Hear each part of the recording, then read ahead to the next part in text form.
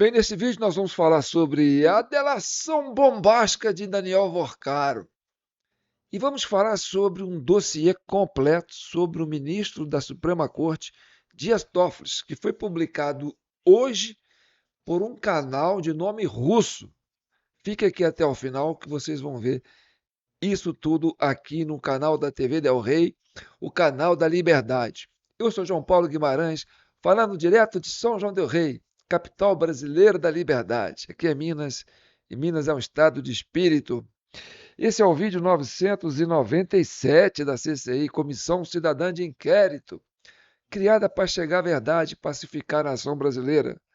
E nós estamos deixando aí a nossa chave Pix, jpnoticias@gmail.com, para vocês que fazem parte da comissão, já agradecendo a turma que está mandando e pedindo de novo a colaboração de todos para manter esse canal. Já estamos chegando em mil vídeos e nem temos 90 mil seguidores ainda, né? Estamos perto, mas ainda não alcançamos. Então, é um trabalho de formiga. Vamos lá? Vamos ao que interessa. A delação bombástica de Vorcaro.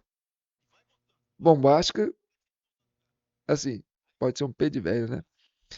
Porque olha aqui, o Vorcaro gastou, olha, de 2022 a 2025, 543 milhões de reais com pagamentos honorários para 91 escritórios de advocacia e consultoria. Então, 2022, 22, 23, 24, 25, ele gastou mais de meio bilhão de reais com advogado.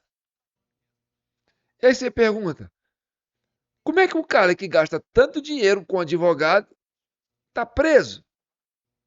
Tá. Mas a prisão do Vorcaro se deu assim, ó. Pera aí, vamos lá. Cadê o? Aqui, ó. A prisão do Vorcaro aconteceu 17 de novembro. Está tentando fugir. Informações privilegiadas, né? Hack e tal. Aí ele obteve liberdade provisória com tornozeleira eletrônica dias depois. Então, quer dizer, hein? Ele podia sair para onde ele quisesse com tornozeleira eletrônica, estava sendo rastreado. E aí, de novembro de 2025 até março de 2026, ele ficou nessa live aí, ó, né? Nessa vibe, com tornozeleira eletrônica. Então você vê, novembro, dezembro, janeiro, fevereiro, março. Aí veio a segunda prisão. Essa por causa da questão da turma lá, mandar dar uma costa lá no quebrar os dentes do jornalista. E aí ele foi preso preventivamente.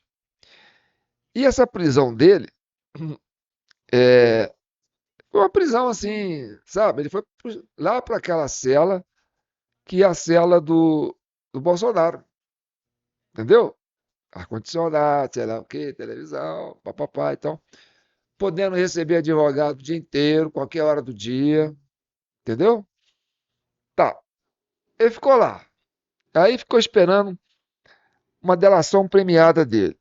Aí vai dar uma delação premiada, vai entregar todo mundo, vai entregar. Não entregou ninguém que ele queria, que a PGR, que o André Mendonça queria, porque o André Mendonça tem mais informação do que o próprio Vorcaro. O cara fez jogo de cena, não entregou ninguém. Até que ele foi preso lá numa cela comum. Eu tô com dificuldade aqui de achar meu. Cadê o negócio? Aqui. Até que ele foi preso numa cela comum. Aí foi agora, em maio, né? Que ele foi preso numa cela comum. Olha, 5 de maio de 2026. A antiga defesa do banqueiro entregou ao APF e a PGR um pendrive com os primeiros anexos da delação. O escopo inicial trazia relatos de encontros com políticos do Centrão, de esquerda e de direita. Mas a cúpula que o pessoal acha que tem que dar não estava lá, não. Aí a Polícia Federal rejeitou formalmente a proposta de delação e falou assim: não, vamos colocar você lá numa cadeia comum, numa cela comum. E aí colocou ele numa cela comum, E aí ficou 4 dias nessa cela comum. Onde é que está aqui que fala da cela? Aí, ó, ele ficou só 4 dias nessa cela comum, porque a delação não colou, então o André Mendonça perdeu a paciência. No dia 22 de maio de 2026, após uma decisão do ministro do STF de André Mendonça, cortou as regalias dele. Aí foi para a cela comum. Aí, a cela comum, o Vorcaro passou a dormir em uma cama de concreto com colchão hospitalar e usava um chuveiro com água fria. O ex-dono do Banco Master queixou-se formalmente de problemas sanitários, incluindo o fato de o vaso ser embutido no chão, estilo fossa, no mesmo espaço de banho. Suas visitas com advogados foram severamente restringidas pela PF, passando de trânsito livre durante o dia inteiro para apenas 2 encontros diários de 30 minutos cada. Cara, eu não aguento ficar 1 hora com um advogado, todo dia, 30 minutos com o advogado conversando. Então, ele ficou lá só 4 dias. Trocou de advogado, agora vamos fazer uma delação premiada. Então tá bom. Aí volta para uma cela especial, né? Aí ele está numa cela, uma sala do Estado Maior, uma cela maior, né? Com mais mordomia, né? Agora vai ter uma delação. E aí mudou a restrição de visitas do advogado, que pode receber advogado direto. Agora eu pergunto para você, meu amigo. Nós estamos em junho. Ele foi preso em novembro. Desses novembro, janeiro, fevereiro, novembro, dezembro, janeiro, fevereiro, março, abril, maio. Já tem mais de um semestre. Ele ficou 4 dias numa cela comum. Também, pô, o cara gastou mais de meio bilhão com advogado. Mas por que ele não está solto? Porque é período eleitoral. Se soltar ele agora, o Lula perde. Porque todo mundo sabe que o cara é apadrinhado do Lula. É chegado, né, aquelas reuniões lá no Palácio do Planalto, né, com o Guido Mantega, o futuro diretor, né, o futuro presidente do Banco Central, né, tá tudo ali. E não foi uma, não, foram várias. Então, a ligação do Vorcaro com o esquema do Lula aí tá na cara. Ah, vai soltar o Vorcaro? Ah, então não vou votar no Lula mais. Então, o pessoal fala, ó, segura a onda aí, rapaz. Espera acabar essa eleição, porque depois da eleição a gente vai esfriar o negócio e vai te soltar, como a gente fez para anular a Lava Jato, como a gente fez para o resto todo. Então, por que quem que está fazendo, monitorando a delação premiada do Vorcaro?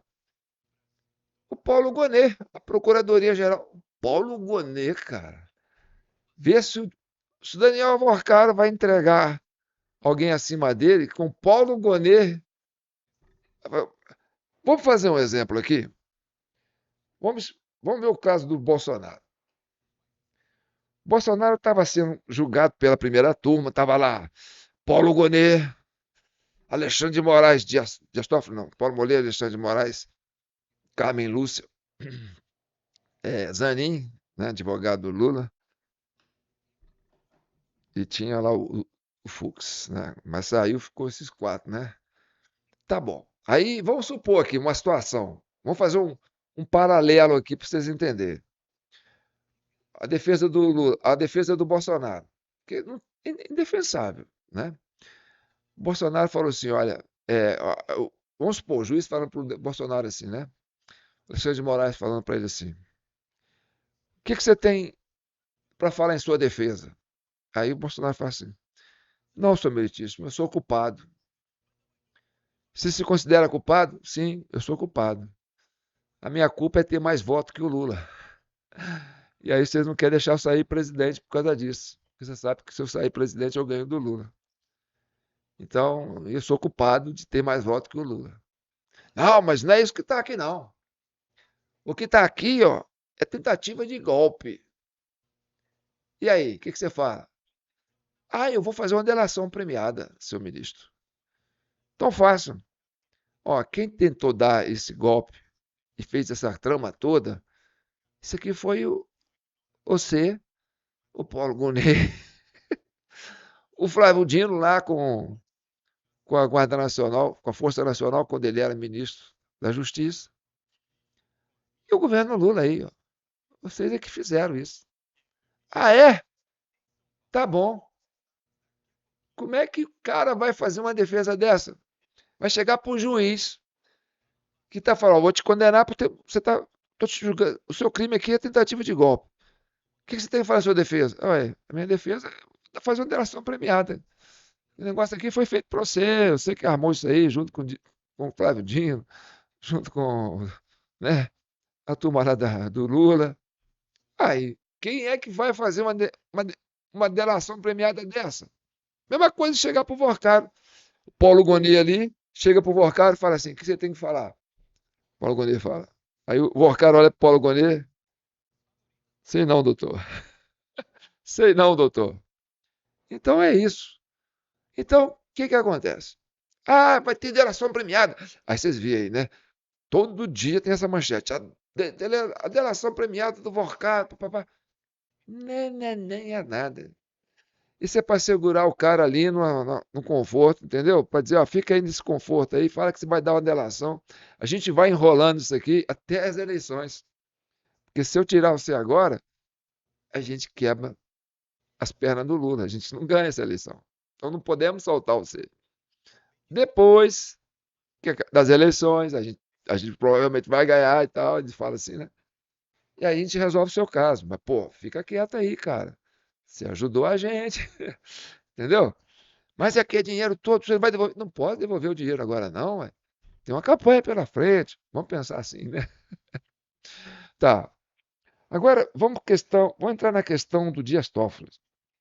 Cara, saiu uma matéria hoje, um vídeo no YouTube, de um site. Eu chamo de site russo, porque o nome do site é russo. Chama Sputnik. Vocês já devem conhecer esse site. Tem umas matérias muito boas lá.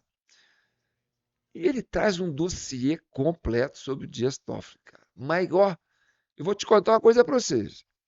Eu sei que o Lula entrou com um decreto aí para, né, regular as plataformas. E aí eu falo para vocês, eu vou deixar o vídeo aqui, vocês vão saber o que vídeo que é.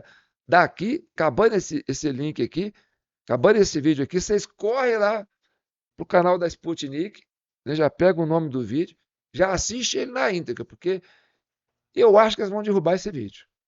Ah, bom. Porque o negócio é muito violento, rapaz.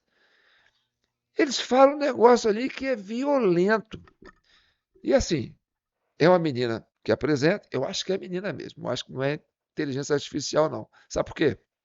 Porque você percebe que ela está lendo. Ela fala com os olhos fixos na câmera, mas o olho fica plantado no teleprompter. Então você sabe, a gente que trabalha com produção, né?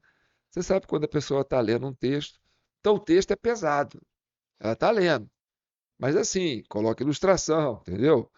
Uma narrativa vindo com ilustração. Então, tem toda uma documentação que corrobora com a narrativa que está sendo colocada.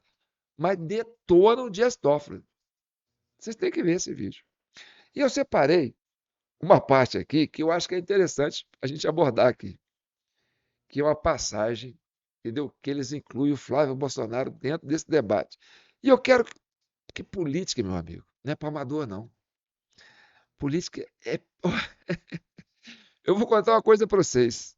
Se vocês jogam xadrez, aprendam, porque, olha, é um joguinho de xadrez pesado. Mas vocês, estando aqui na TV Del Rey, vocês vão ter a chance de debater isso comigo, tá certo? Eu vou soltar só esse trecho que fala do Flávio, porque nós vamos debater sobre esse trecho. Mas o resto você pode pegar pesado, porque o negócio veio com.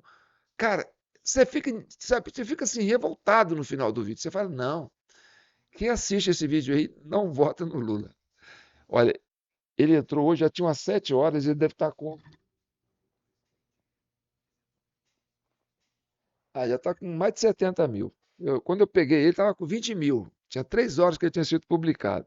Olha, eu vou mostrar esse vídeo para o pessoal aqui, porque eu acho que é uma fonte boa para vocês. Preste atenção, nós vamos falar sobre esse recorte que eu vou fazer do vídeo. Mas o vídeo é muito bom, eu aconselho vocês a verem, tá certo? Essa parte que ele fala quando ele fala do Flávio Bolsonaro. E aí eu vou mostrar para vocês aonde está o pulo do gato. Preste atenção. Em julho de 2019, Toffoli, então presidente do STF, aproveitou o recesso judiciário para emitir uma decisão monocrática que suspendia todos os processos, inquéritos e investigações criminais em todo o país que usassem dados do COAF, da Receita Federal ou do Banco Central compartilhados sem autorização judicial prévia. A decisão atendeu diretamente a um pedido da defesa do senador Flávio Bolsonaro, investigado por rachadinha depois que o COAF identificou mais de R$ 1 milhão em movimentações atípicas do seu ex-assessor Fabrício Queiroz. O impacto foi devastador. Com a canetada, cerca de 700 processos foram paralisados. Investigações contra o PCC, a Operação Greenfield, além de desdobramentos da Operação Lava Jato. Toffoli determinou que o COAF lhe desse acesso irrestrito a todos os relatórios de inteligência financeira dos últimos 3 anos, dados de centenas de milhares de pessoas físicas e jurídicas. Depois disse que recebeu a senha, mas, abre aspas, jamais a utilizou. E a decisão não blindou apenas Flávio Bolsonaro, blindou o próprio Dias Toffoli. Um ano antes, segundo uma reportagem da Cruzoé, o ministro teria recebido transferências mensais de R$ 100 mil da sua esposa, Roberta Rangel, mais de 4 milhões desde 2015. O Banco Mercantil teria identificado indícios de lavagem de dinheiro nessas transações, mas engavetado o assunto.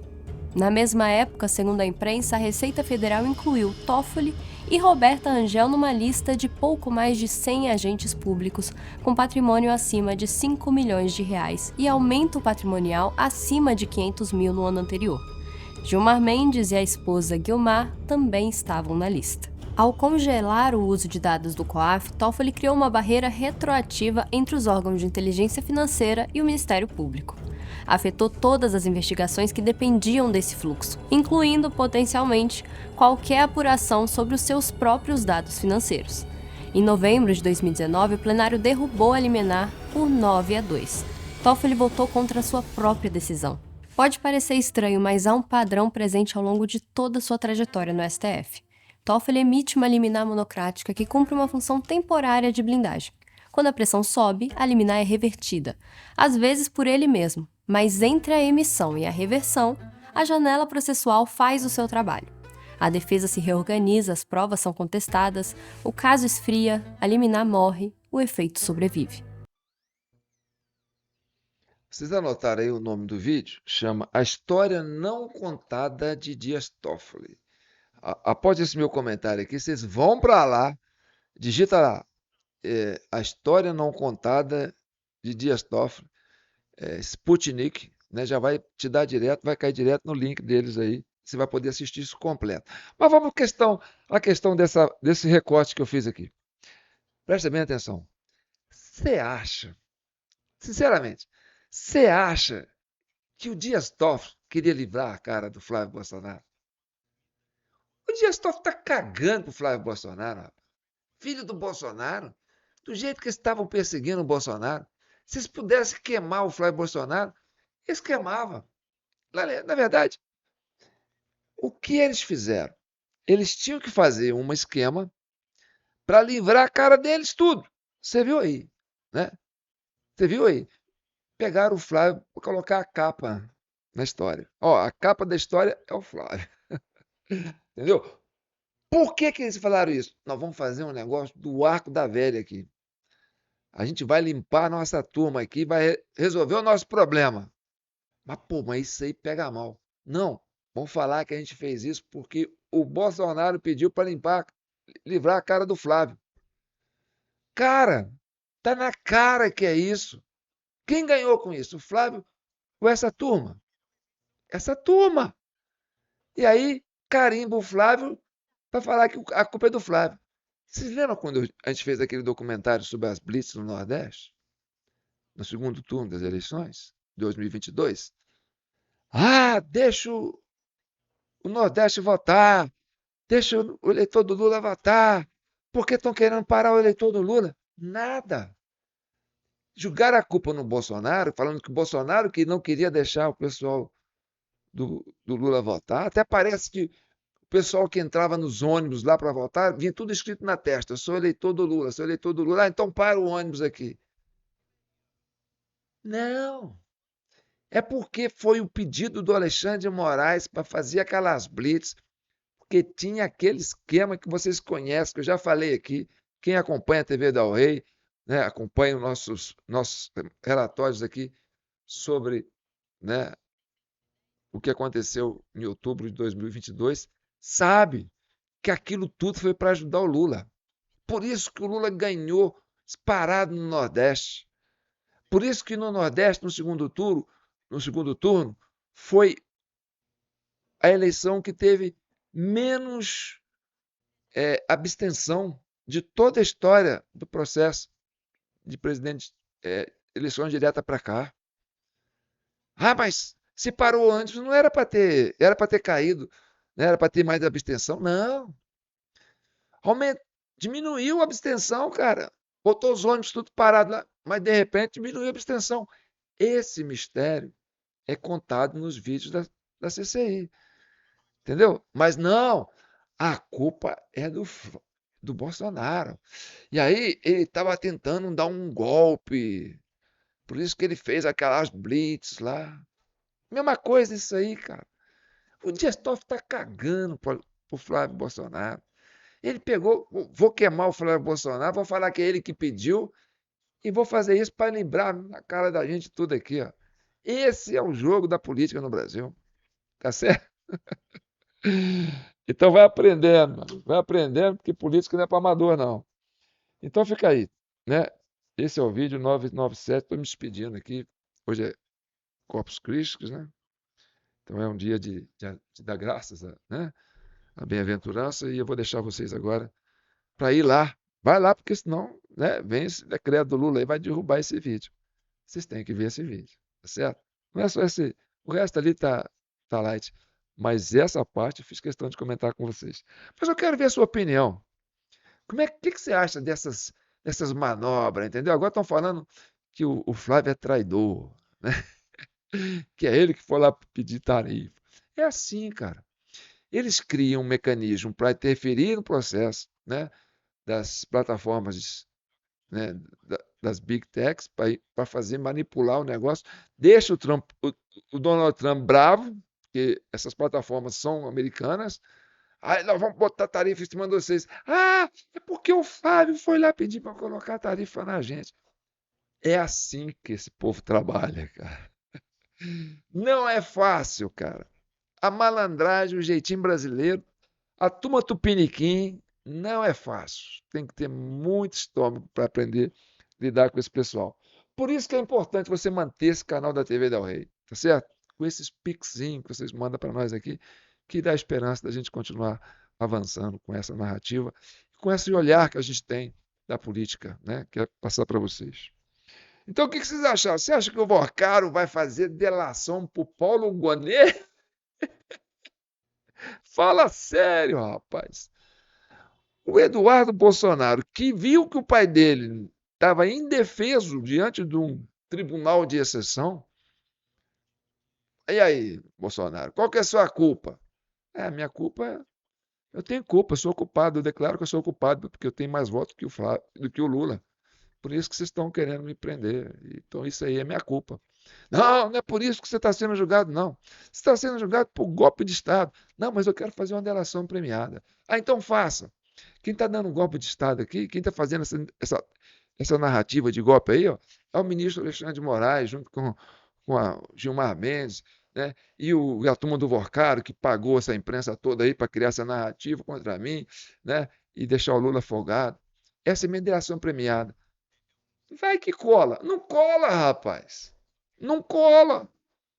Aí o Eduardo Bolsonaro vai lá para os Estados Unidos e fala assim: vou buscar um fórum internacional que não tem um juiz, né, que é inimigo mortal do meu pai, para tentar fazer uma defesa do meu pai num lugar neutro. Aí o que eles fazem? Vamos julgar o Eduardo Bolsonaro por conspirar contra o Brasil. Vamos julgar o Eduardo Bolsonaro por como é que fala? Atrapalhar, né? Tentar intimidar com tentativa de obstruir a justiça aqui. É isso aí, cara. Esse é o Brasil que a gente vive, tá bom? Fique com Deus. Então, duas coisas que você tem que anotar. O nome do vídeo, que é A História Não Contada de Dias Toffoli, e anotar o Pix nosso aí, jpnotícias@gmail.com, tá certo? A gente está aguardando aqui sua contribuição. Um abraço.